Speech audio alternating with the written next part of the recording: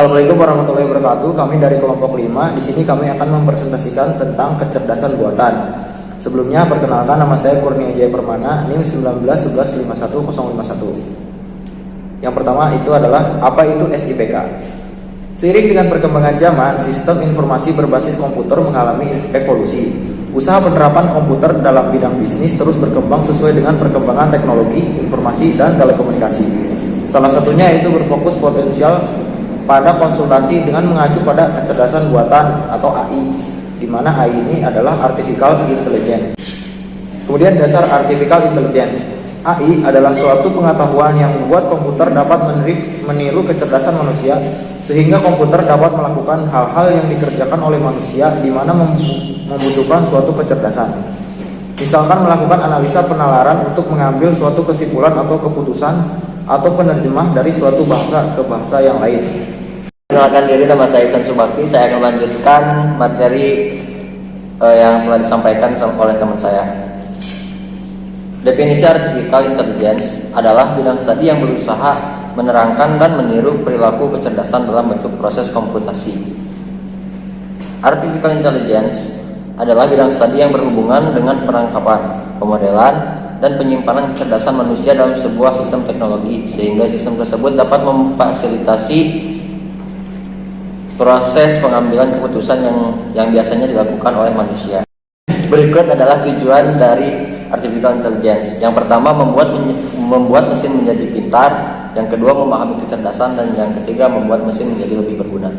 Baik, perkenalkan, nama saya Nurul Husnul Khotimah dengan NIM 1911511189. Di sini saya akan menjelaskan mengenai ruang lingkup kecerdasan buatan.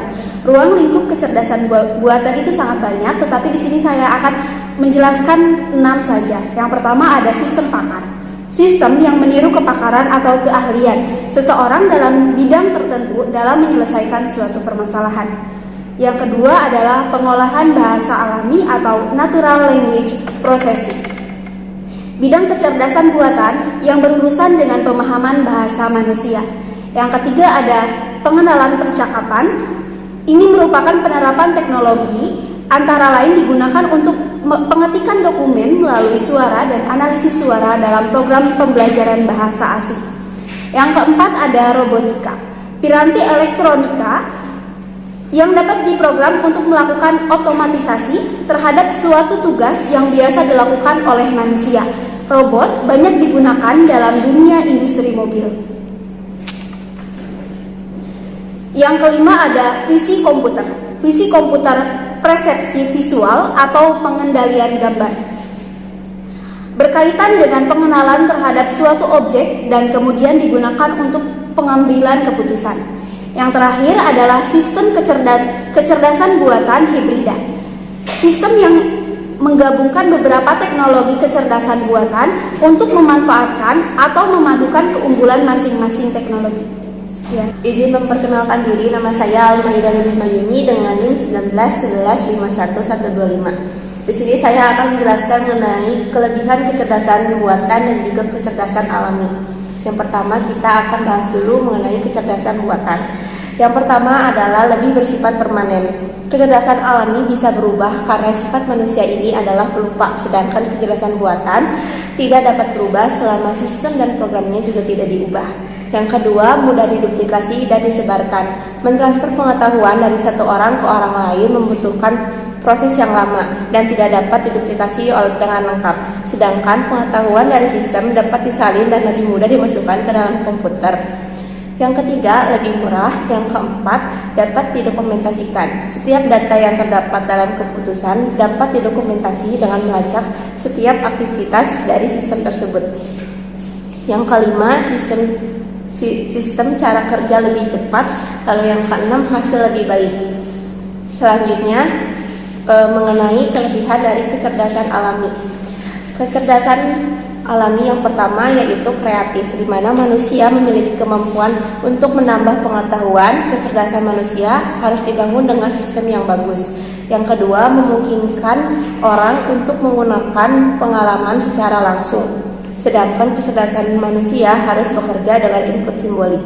Lalu yang terakhir, pemikiran manusia dapat digunakan secara luas, sedangkan kecerdasan buatan itu sangat terbatas. Terima kasih. Izin memperkenalkan diri, nama saya Anwar Maulana, NIM 1911151129. Di sini saya akan menjelaskan presentasi dari rekan-rekan saya sebelumnya. Yang pertama, saya akan menjelaskan tentang pembuatan aplikasi kecerdasan buatan. Untuk membuat aplikasi kecerdasan buatan itu ada dua bagian utama yang dibutuhkan.